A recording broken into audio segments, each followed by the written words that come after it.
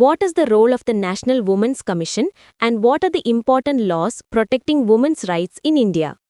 ഇന്ന് നമ്മൾ ഡിസ്കസ് ചെയ്യുന്നത് women's commission and gender justice എന്ന ടോപ്പിക്കാണ്. ഒരു ഡെമോക്രസിയിൽ എല്ലാ സിറ്റിസൻസിന്റെയും റൈറ്റ്സ് പ്രൊട്ടക്റ്റ് ചെയ്യണം, പ്രത്യേകിച്ച് ജെൻഡർ ജസ്റ്റിസ് ഉറപ്പാക്കണം.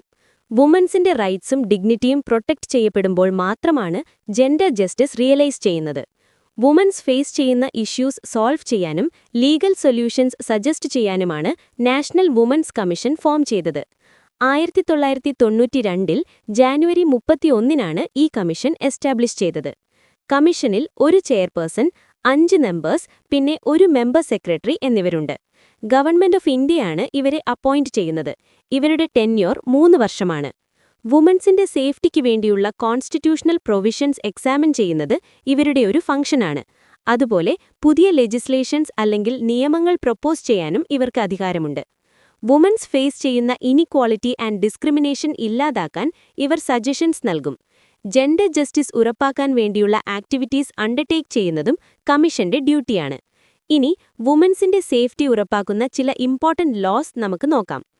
ഒന്നാമത്തേത് ഡൗറി പ്രൊഹിബിഷൻ ആക്ട് ഓഫ് 1961 ആണ്. ഡൗറി അഥവാ സ്ത്രീധനം എന്ന ഈവിൽ പ്രാക്ടീസ് ഇല്ലാതാക്കാനാണ് പാർലമെന്റ് ഈ നിയമം പാസാക്കിയത്.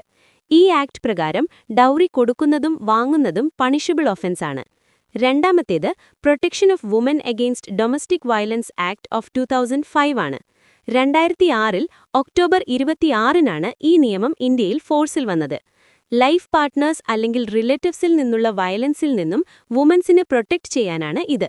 വുമൻസിനെ ഇൻസൾട്ട് ചെയ്യുന്നതോ ഡേഞ്ചർ ഉണ്ടാക്കുന്നതോ ആയ എല്ലാ ആക്ടിവിറ്റീസും ഇതിൽ വരും. ഡൊമസ്റ്റിക് വയലൻസ് വിക്ടിംസിന് പ്രൊട്ടക്ഷൻ, ബോർഡിംഗ്, ഫിനാൻഷ്യൽ ഹെൽപ്പ് എന്നിവ ഈ നിയമം ഉറപ്പാക്കുന്നു. നാഷണൽ ലെവലിലുള്ളതുപോലെ സ്റ്റേറ്റ് ലെവലിലും കമ്മീഷൻസ് ഉണ്ട്.